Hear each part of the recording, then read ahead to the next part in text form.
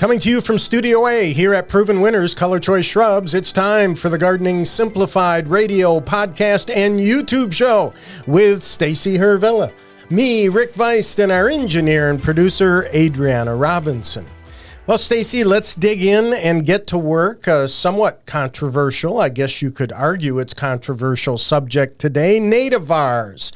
A nativar is a cultivar, a cultivated variety of a native plant species, meaning it's a plant that's been bred or selected by humans for specific traits, while still originating from a plant species naturally found in a particular region. That's a mouthful. That's a good definition, though. That's the basics. Yeah, it's the basics, exactly. And I think what we're talking about here is native cultivars or nativars. And I like nativars because I believe it's one of these situations where you can have your cake and eat it too. There's a lot of interest in and a lot of benefit from native plants. But nativars provide tremendous benefit in the landscape and, of course, are beautiful because they have been bred for various characteristics that enhance their beauty in our landscape. That's kind of how I look at it. Yeah, and I think it's important to acknowledge that it's not that nativars exist because native plants aren't beautiful. We all know that we have so many beautiful native plants. We just talked about a bunch of them on our Spring Ephemeral show. And, any ride through anywhere in the U.S. at the right time will be absolutely breathtaking because we do have such an incredible diversity of beautiful native plants. But the thing is that nativars are selected or developed for having more of what people like. So color, more flowers, it can mean a whole lot of different things. But the bottom line is that I feel like it's a hard sell to get your average person who's maybe not really that much of a gardener to say, oh, hey, grow this native hydrangea with really minimal flowers. They're not getting, some people will, and good for them. But it's hard to get, the average person really excited about that. And what nativars do, I think, is help people to make that sort of transition from plants that are just straight up ornamental and, from somewhere else to native plants. It's kind of like a little bridge. Yeah, exactly. It's the word I like to use is derivative. So if the plant is a derivative, that's tough to say, but I got it. A derivative, that time I got it, of a native plant that's open to maybe some controversy, maybe some subjective criticism. Yes, definitely. There are some strong opinions about nativars. Exactly. That you do not have to go very far to find. If you want to find out, just Google nativar and tell us what you find. But my opinion on it is if you have a beautiful native plant, and I'm going to take echinacea as an example. Mm-hmm. So if you have a beautiful plant like echinacea, which I love in the landscape, if plant breeders are able to take that native plant and provide better color or longer bloom or more disease resistance, in essence, in my opinion, it does help pollinators because the plant is longer blooming, tougher, healthier. And it's something that we're going to dig into in segment 4 with our friend Mike Connor, the bee expert, and get his take on this also so that we cover all the bases today. And, I think one of the things that even the people who are very disapproving of nativars can't deny is that when it comes right down to the garden center where people are actually buying plants, we're not going to get people to start planting native plants that don't look good at the garden center. It's just, It's not going to happen. I mean, it might happen for you if you're super passionate about native plants, but I can tell you that unless a garden center is specifically specializing in native plants, garden centers cannot risk having a bunch of plants that don't look amazing and don't fly off the shelf. The season is too short, the margins are too thin, and what nativars do, again, they kind of form that bridge between something that can look great in a container at the garden center, so people will actually want to buy it, and still have that benefit to our native wildlife So it might not be the absolute most perfect choice, but it is a better choice than something that's not native at all. No, I agree. And that garden center concept, you're preaching to the choir I know over that. here. But that's true. Take a look at a plant like Monarda or bee yeah. balm and the improved, I remember back in the 70s when I was selling perennial plants, by the time we got to June, they were so loaded with powdery mildew and disease. There was nothing left in the pot. Yeah. Today's cultivars, amazing and still do a great job for pollinators. So it's quite a topic. And of course, some of my favorite perennial nativars are panicum, obviously, switchgrass, Monarda, summerific hibiscus. Oh, well. Right? And of course, don't forget the Decadence Baptisia. Yep, exactly. Another big favorite over here. Tuscan sun, Heliopsis. Oh, I got that one too. And yes, like you said, Baptisia and Amsonia or storm cloud, blue star. I love Amsonia. So just beautiful. Also the Agastaches.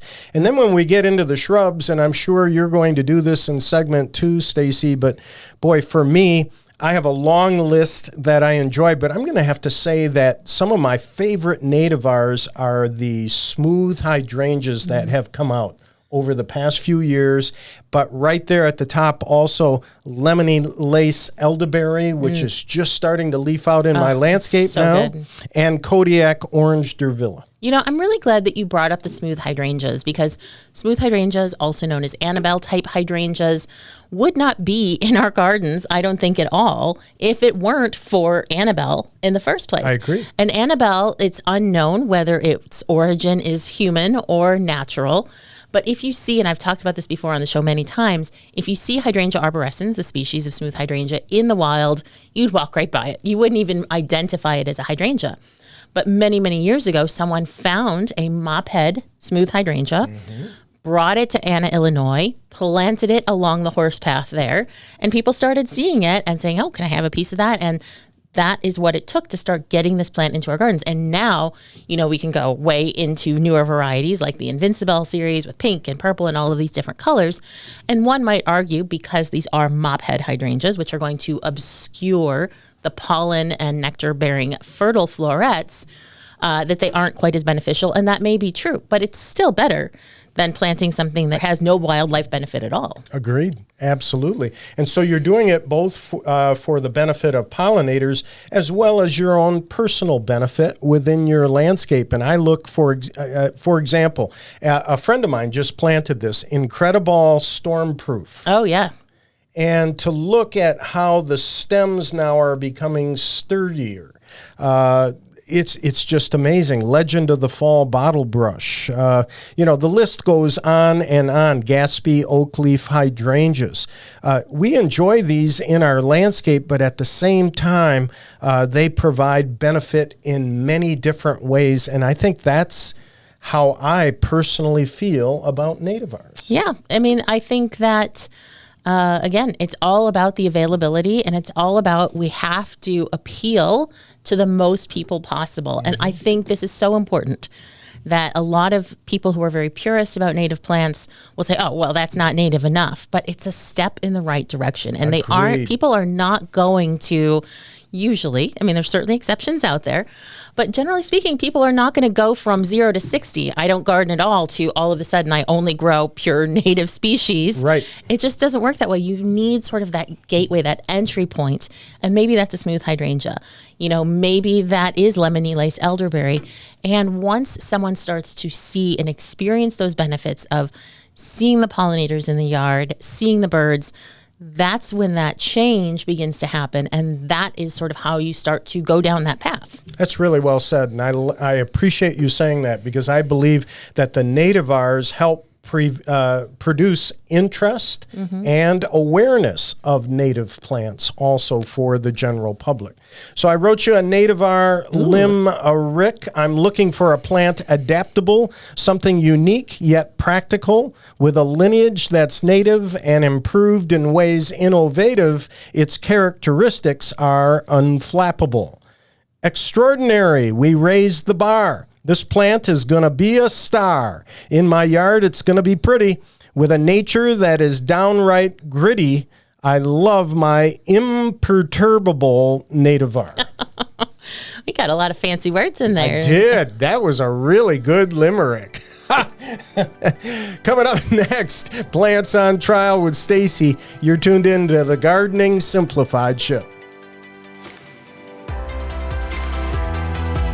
Greetings, gardening friends, and welcome back to the Gardening Simplified Show, where we are talking about nativars. And as Rick said at the beginning of the show, if you haven't heard this word or you're like, are they saying nativar?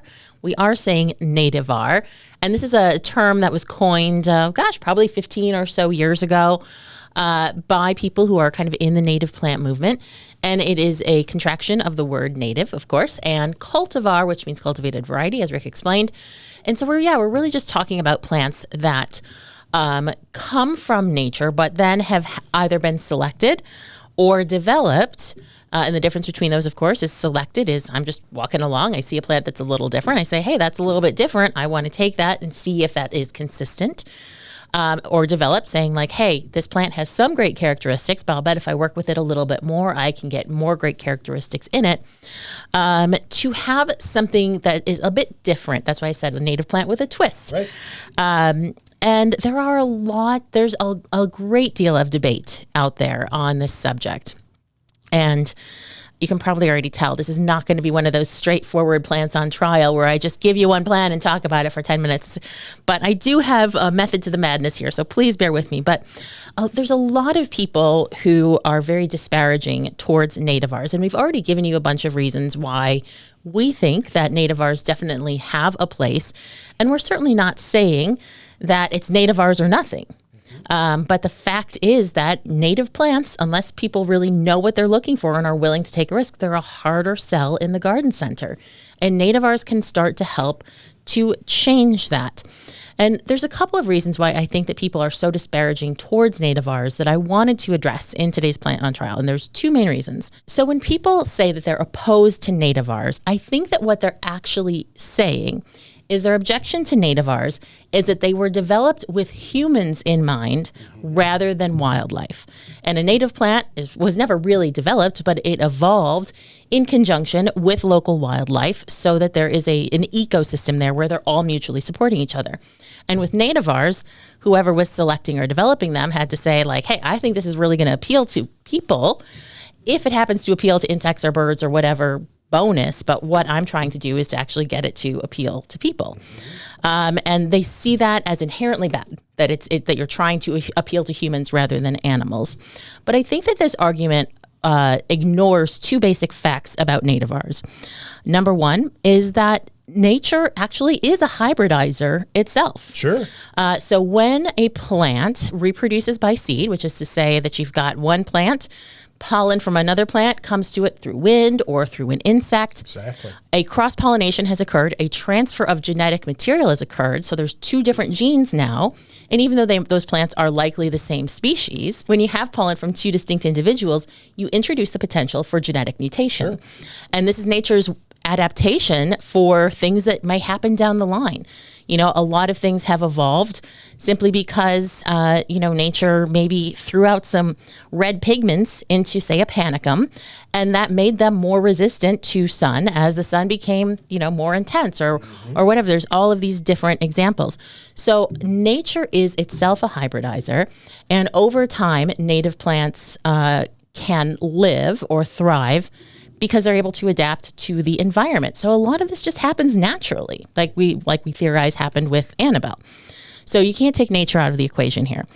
And number two, there is, I think, a prevailing assumption because the research has been so mixed and come out over such a long period of time that all nativars are bad because they disadvantage pollinators. And that's not at all true. And Rick, we were talking a bit about echinacea in the first segment. And so I want to kind of use that as the example because I think that echinacea was really the plant that sort of, soiled the name of nativars back in the day. It's a great example, Stacy, and we should run with that.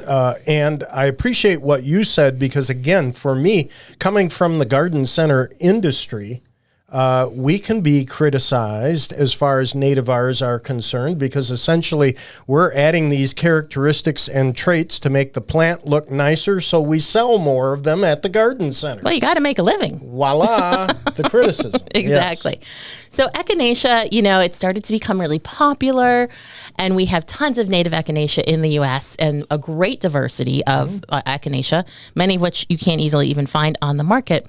But probably about, I'd say 25 to 30 years ago, plant breeders started to introduce echinacea with different color flowers. So instead of the standard purpley pink, white, or yellow that you find in nature, there was red and there was orange and all of these sort of fiery sunset colors coming in. And that started to potentially fundamentally change insects' attraction to them because obviously it's not the same color. Insects don't see color the way that we do. And then I think it was the double echinacea that really changed things around because in the double echinacea, that big cone in the center, which is what the pollinators are all after, suddenly got transformed into petals. So you got a big fluffy petal thing in the center, and now the insects can't find the pollen. And now this echinacea, which is still a native species, has become a lot less beneficial to pollinators. Purely for aesthetics, something that's different. Yeah. But that is not the only thing that nativars are developed for. Not by a long shot. Flower petal count, flower color is only one factor that breeders look for as they're developing nativars. So size can be a substantial one. Plant habit, having a plant that has a neater, tidier habit than you're going to find out in the wild so people can actually use them, in their yard. Foliage color, which can also sometimes be a problem if the plant is a larval host. That may or may not be beneficial. So I think that the conversation has really gotten obscured, and there is just this general assumption that all nativars disadvantage pollinators without really looking at what really puts the var in the nativar. Yeah, I agree. And for me, it is length of bloom and disease resistance. And if you're able to apply both of those, it becomes more beneficial to the pollinator. And in addition, the end user or consumer uses less of the, I'm going to call them sides, pesticides, fungicides, et cetera, et cetera. Or the plant just dies because it becomes so sickly that, and then it's not doing anybody any good. But the thing is, I don't think this is a bread alone situation. And again, as I said, I think it's very important that we realize that nativars can serve as a really, really important first step to getting more people interested in native plant gardening. And I don't know if I've talked about it on the show before, but one of my personal pet peeves about the native plant movement is they're trying to get people to plant native and transform their yards without ever making the case as to why we should support insects. Now, of course, people like Doug Tallamy are doing an amazing job of that. But I'll tell you, it's a hard sell to get people to care about insects. Sure. I mean... Yeah, you're talking about the general public. Yeah, the general public. People, if you can't just say like, hey, plant this native plant, it's going to attract a ton of insects, they'll be running the other way faster than you can say nativar. So it's really that we need, I think, a PR campaign on the value of insects before we can just get people to immediately go full on. And I think that's where nativars come in. You plant a nativar, you see that it's sustaining native insects, you see them, buzzing and happy, and that makes you happy. And then you start to say, well, actually, hey, attracting insects isn't that bad. It's not as bad as I thought it would be. So maybe I'm going to plant a few more. So it's about those baby steps. Not everybody is going to be able to just, hear the message of Doug Tallamy and people like him.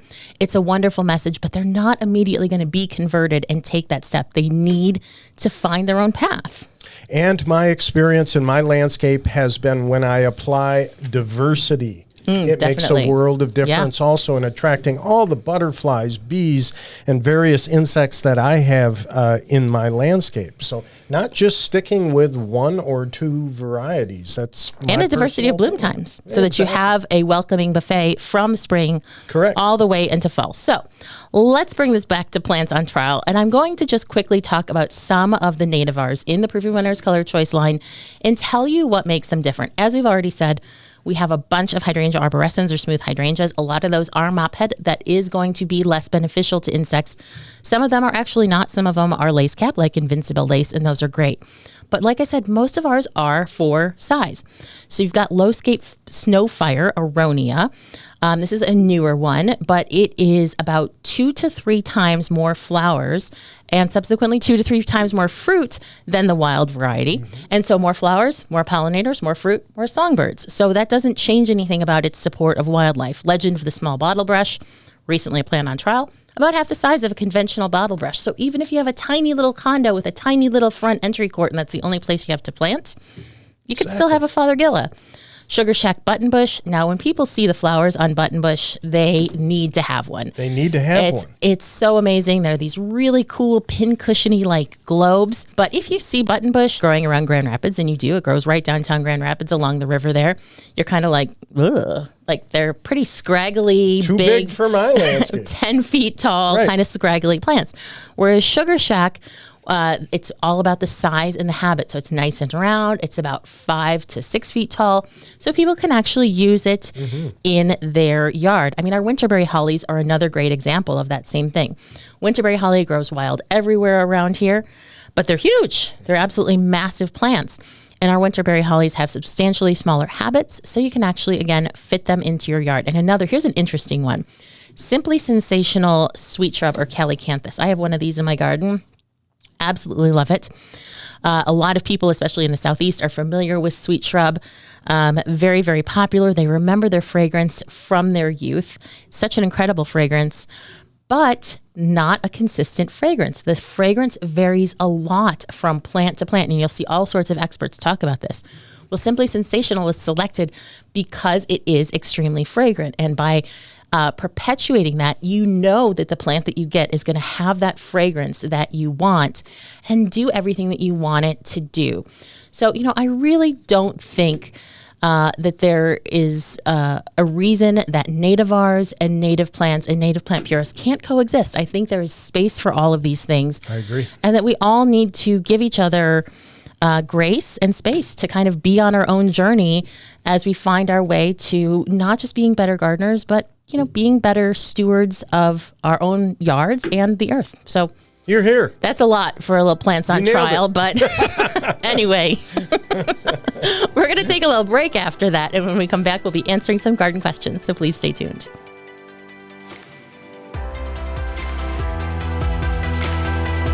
Greetings, gardening friends, and welcome back to the Gardening Simplified show, where it is our pleasure to answer your gardening questions. And it is definitely gardening question season. I know I've been hearing from gardeners all over the place.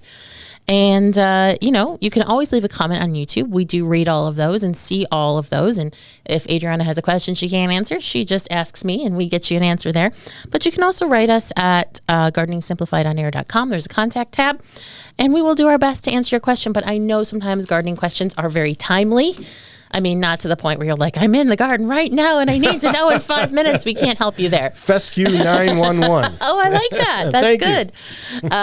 But if it is a question that can wait, you can always reach us at provenwinnerscolorchoice.com, and that will go right to one of our horticulturists who will send you a personalized answer. Provenwinners.com also does the same thing if you have questions about annuals or perennials or houseplants or caladiums or any of that other stuff. So we're always trying to help you out.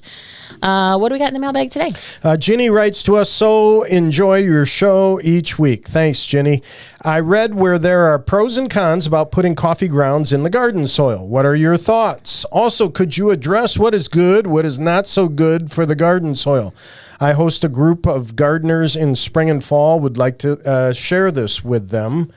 Thank you. And Stacy, I use coffee grounds. I like them. I think they're organic. I find the worms are busy in there. I just think using it as a compost is key. Don't use it as a mulch. Definitely.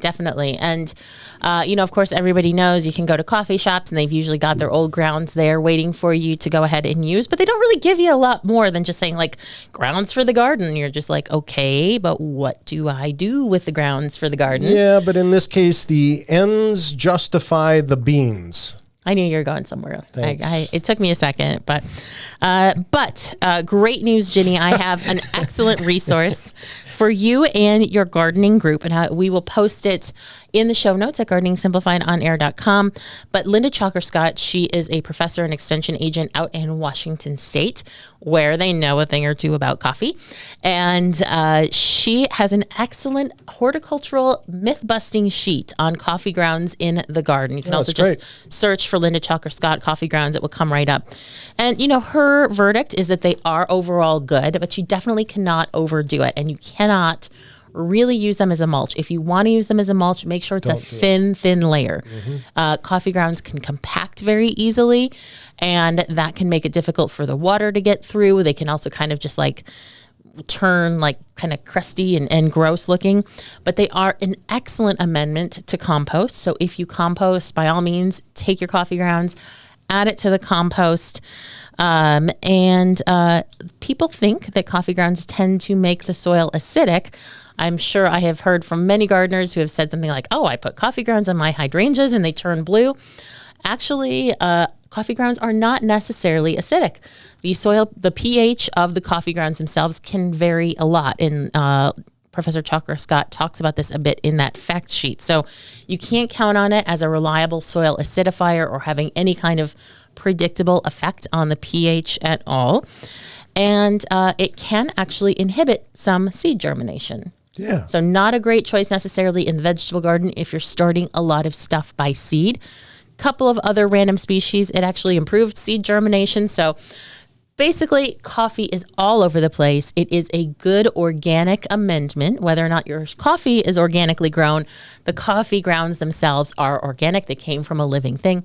So it's best to think about it as an organic amendment to your compost or soil, but you want to mix it in. You want to be sparing in how you use it, unless you're adding it to your compost, in which case layer it up, put it in there and let it rot. Yeah, I love it. I mean, there's a reason they call them grounds, right? I mean, to put them in the ground? Yeah. Oh, I get it. I mean, I think it's great to use them, but you do have to bear in mind that they are not a complete fertilizer. They are definitely not. And they are not a cure-all. You know, a lot of times people like to think, oh, this thing is natural, and so it's going to do X, Y, and Z. But we have talked about in the past how there's so much misinformation out there. A lot of times, just because something feels like it should be true does not mean that it is. Like the whole thing about coffee grounds acidifying the soil. It doesn't actually work that way. So, and you didn't like the ends justify the beans? It's okay. Not one of your better puns, but it's pretty good. I'm going to give it a B-. Oh, nice try. Better luck next time. It wasn't the cream of the crop, Rick. Okay, thank you. Moving on.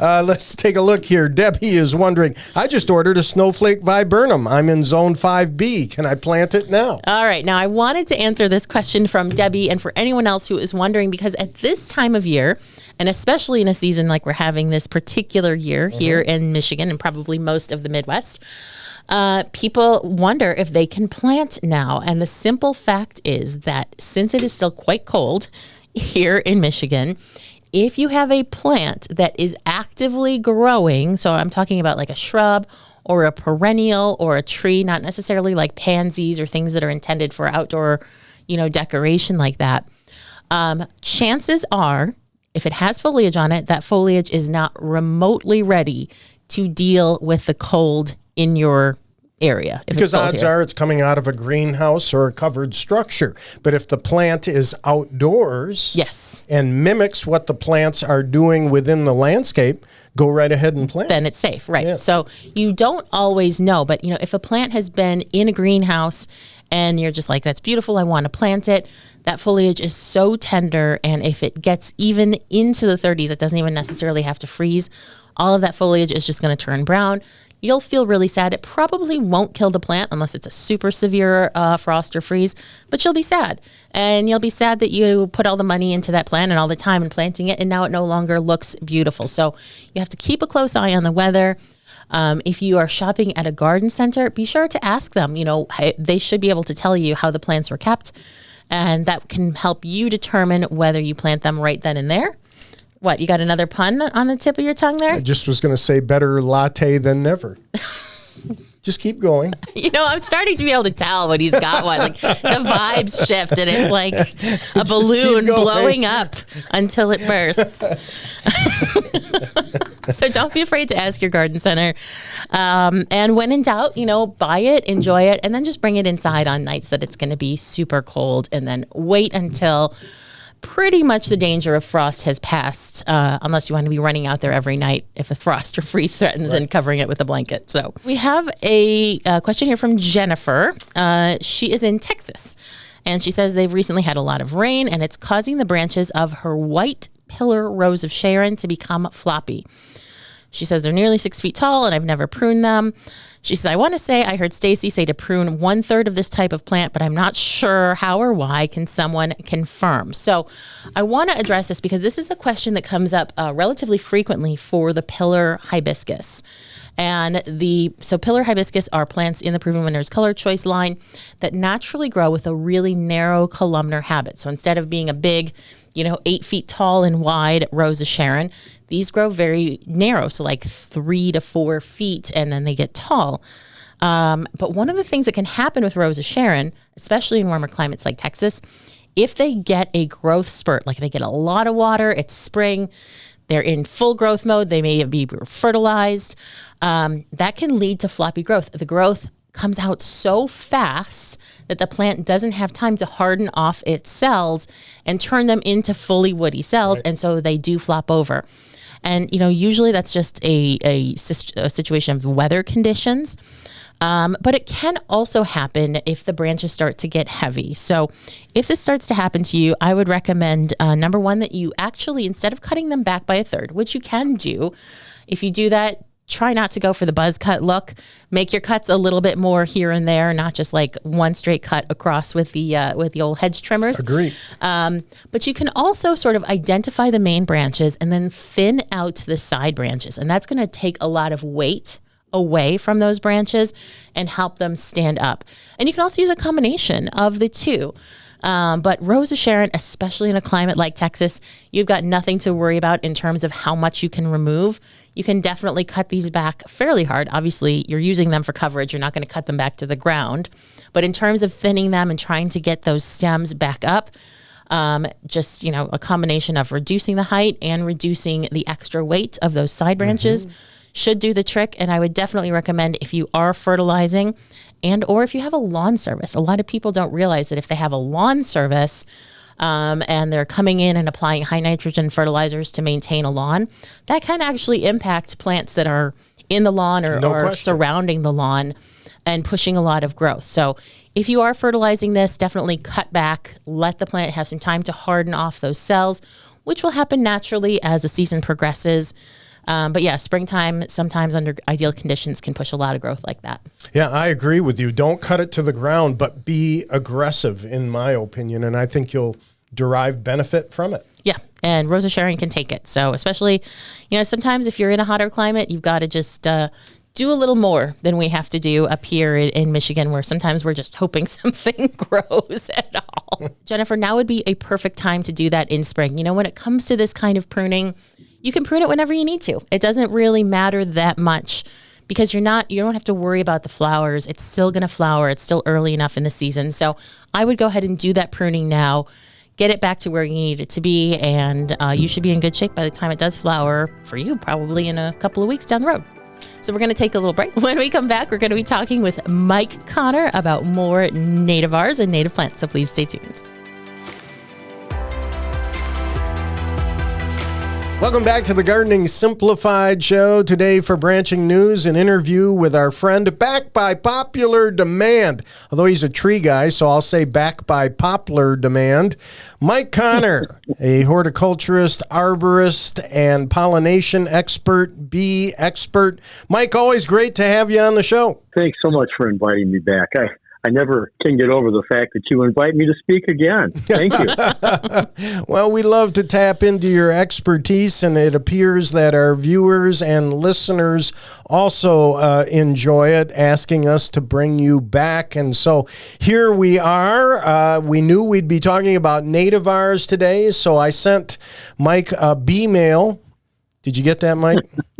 I did. Thank you very much. Yeah, you bet. And Mike said that he would come on the show. So, Mike, I guess let me ask just right off the top, in your opinion, being the bee expert you are nativars beneficial to pollinators?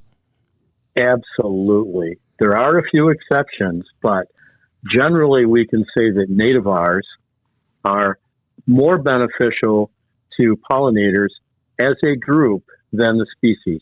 And that's because of extended bloom time. That's because people are planting more of them. In other words, if it's a pretty plant, you're going to plant it and the bees will benefit. So yeah, I like most of the nativars that we have out there.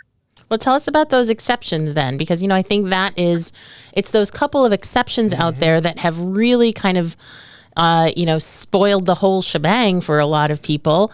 And they just decide that they uniformly hate nativars and it's wrong to plant them without really looking, more critically and deeply at what actually is making any given plant a nativar or different from the native species you'd find walking in the woods or the meadow or whatever.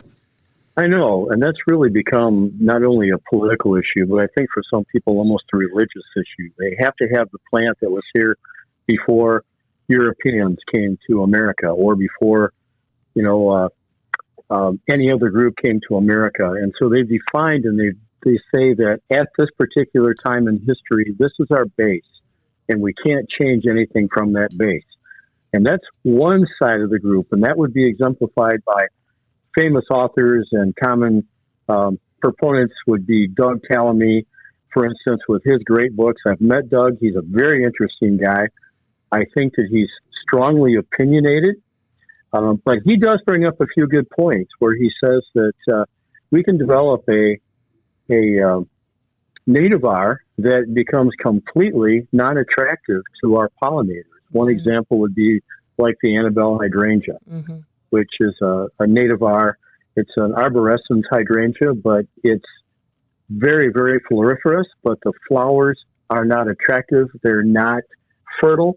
They don't have any nectar, so basically they become a pollinator desert. But that's an exception. There are a lot of other really positive things out there that we can talk about. One other negative towards the nativars is that where are we going to define what's native? Is that just your backyard? Is that the United States? Is that North America? How are we going to define these terms? And so we move a plant in, which I'm sure you guys have experienced. You move a plant in from another part of Michigan. Somebody may protest and say, well, that's not native to my area. On the other hand, there are people who will say, well, that is native to Michigan. So it's something that I want in my garden. And so we develop nativars from these trees, trees. That's all I think about. From these native plants, and some people love them and some people hate them. And I understand the controversy. It's really intense because we could be diluting down genetic diversity. That's one argument.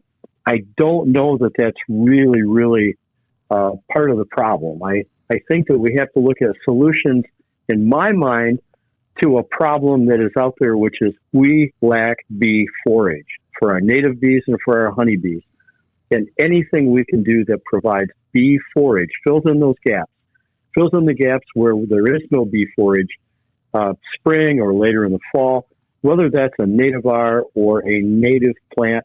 I really don't care as long as it's being utilized by native and honeybees. Yeah, I was thinking while you were talking, both Rick and I, living out here by the lakeshore, live in what would be, if it hadn't been developed, a dune environment. And it would be pretty much all dune grass, sure, which is wind pollinated and not necessarily particularly value. It has its own ecological value, of course. But as far as attracting pollinators and sustaining insects and trying to help all of our native bees and all of that, if we were to just let our landscapes be truly native as to what they are, we'd probably just have a lot of ticks and not a lot of fun insects, and it wouldn't be that great. You'd have a lot of ticks and spiders, right? You would. And not many pollinators. Yep, absolutely correct. Because, nature is always changing.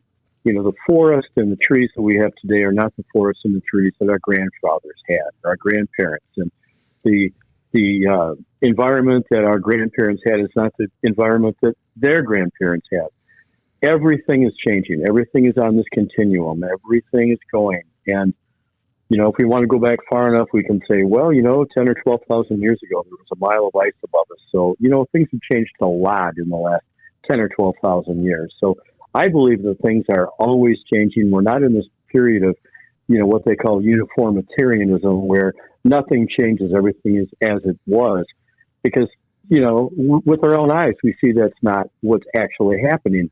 So as plants come in, as plants change, as the environment changes, the needs of our pollinators will change. The needs of our insects will change.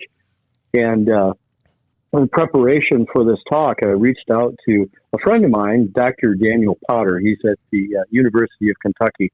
And I was talking to him, and he said, well, I wrote a paper about this. I said, really? So he sent me a copy of his paper, and he compared native milkweeds with Nativar milkweeds. And after you read his 19-page paper, you realize that there is no real difference. And he said, in conclusion, if this is what it takes to get milkweed out into the environment in order to provide food for our butterflies and our bees and especially our monarch butterflies, it's very important that we be promoting the use of nativars, especially in urban gardens, because they're attracting our insects. They're attracting our wildlife. And it's not just the milkweeds that he talks about, but, if you get talking to him, he talks about all these other nativars and cultivars that we have in the environment.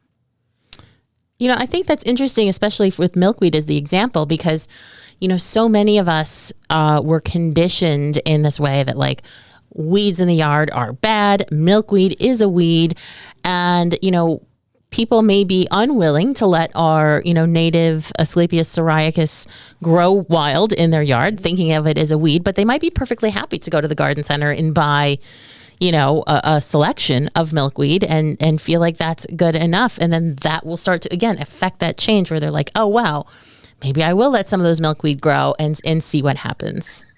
Right. Yep. I totally agree with that. It's kind of a gateway for people to start planting plants that are more effective for our butterflies and our pollinators. So, Mike, as a bee expert, an expert on pollination, can you share a few nativars that are favorites of yours if someone were to add them to their landscape? Wow, that's really a good question. And you're going to ask me for a specific variety here, Rick. And I really, really like the agastache. Some of those nativars are absolutely astounding in the way that they are attracting pollinators. Extended bloom times. One of my favorites in the milkweeds would be the Cinderella. Oh, yeah. So that's an Asclepias incarnata, a swamp milkweed. Yeah. With milkweed. More pink flowers, brighter pink flowers, yeah. Very pretty. Another one that I really like is one called Gay Butterflies. Oh, yeah. And, basically any of these milkweeds that are out there that are nativars are gorgeous. I like those things that once you plant them, you don't have to go back and replant the next year or spend the money to plant it again next year. But milkweeds are generally pretty good. And as you said, a lot of people used to regard them as weeds.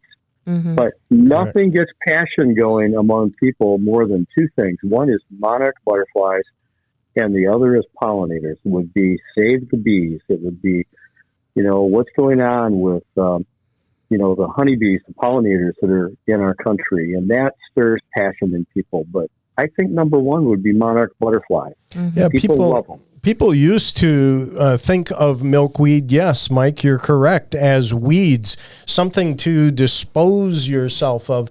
As a matter of fact, that all changed during World War II with Dr. Boris Berkman and the collection of seed pods to save the lives of aviators and sailors during World War II to pack life vests. And slowly but surely, the whole public perception of milkweed changed along with, of course, the benefit to pollinators. And Stacy, to ask you if you're keeping score at home, so essentially you're talking here about Asclepias tuberosa, right? So tuberosa is the pink and the yellow or orange one. Okay. Yep. But our regular native milkweed is Asclepias syriaca. For folks who want to buy one at a garden center Yeah, and the put it in the ground. tuberosa is usually, The tuberosa. that is a native one, and it grows wild around here abundantly, but it is usually those orange or yellow ones that you see the most often. But the one that Mike mentioned, Cinderella, is you're increasingly able to find that, and its companion plant is Ice Ballet, which is a white flowered Fantastic. version of that. Yeah. And Ice Ballet, by the way, is just an astounding display of flowers when they're in bloom. They're really pretty. And the thing about Asclepias milkweed is it is not a plant that likes the nursery environment. So it is definitely one of those plants that people need to maybe take a little bit of a leap of faith when they see it at the garden center and go, I'm not sure that's worth the money. It's what's going on below the soil that counts. But Asclepias, they have a taproot. They don't really love the nursery environment, but they're so important. No, they don't. Yeah. They don't. And sometimes they're hard to transplant. It's been my experience. Yeah. I've grown some from seed, and you can grow them in a pot, and then when you go to plant them out, sometimes they're going, no, I don't think so. I'm just going to die. Wrong. But, but I've had that experience too. You know, Mike, my experience in the landscape also, you mentioned Agastache. There's a cultivar called Meant to Be or Royal Raspberry. Some people refer to the plant as hyssop. But talk about a pollinator, hummingbird, bee, butterfly magnet in the landscape. I have some planted near Miss Molly Budleia. Ooh, that must be beautiful. And the combination of the two, they are coated on a July or August day in butterflies, bees, sphinx moths. It's amazing to watch. Oh, you're absolutely right. That's one of my favorites. You've mentioned two of my favorites right there, Rick. Thank you. Now, Mike, I want to ask you, and we were talking about this a little bit earlier in the show. I think there's a lot of publicity out there and a lot of people trying to convince everyone to plant natives and that it's good for the environment. But, honestly, what I think really needs to happen is I think that insects need a little bit of a PR campaign because I think that it's a really hard sell. I think people are willing to grow different things and try to make their yards, more eco-friendly or whatever that means. But it's hard, I think, to convince people that attracting insects is a good thing. Now, you're a bee guy. What's kind of your message when people are fearful and reluctant because they're just so conditioned to think of insects as bad and dirty and harmful and gross, and they don't want them around? I know, and that's really too bad because our insect population as a whole has decreased across America for a lot of different reasons. They used to do windshield surveys literally where how many bug splats were there on the windshield, and that has decreased over the last few years. And so the insect populations have dropped. I mean, the one single most important plant you can put in for insects in general is an oak tree. Mm-hmm. It's not any good for our pollinators as such, but it's great for all the other birds and for the environment. It's a real keystone species. But if we're looking at other plants that we can put out there for insects, then I'm thinking of things that draw a lot of pollinators because they're getting fed from those. Milkweed's a good example because you're feeding the monarch butterfly and you're providing nectar for insects other than the monarch, plus the monarch. And how do we get around this idea of, insects? I just responded to an email yesterday about this where a gentleman is deathly afraid of bees, and he's defining the bees. And you know what? They weren't bees at all. They were yellow jackets coming out of the ground, attacking him in the summertime. And we have this mistaken idea that all insects are bad, but the vast majority of native bees will never sting you. They can't sting you. They don't want to sting you. And it's kind of a public perception. People like the idea. They get a warm fuzzy when they talk about, well, we're going to plant for pollinators. And they think, oh, good. That's great. But they like to have their flowers up high so that they don't have to see them or encounter the insects that are there. I don't know if I'm answering your question or not, Stacey. No, but it's just, I think that is sort of, and you mentioned Doug Tallamine. I think that he has done a lovely job of making the case for why insects merit conservation and how much everything else, depends on them.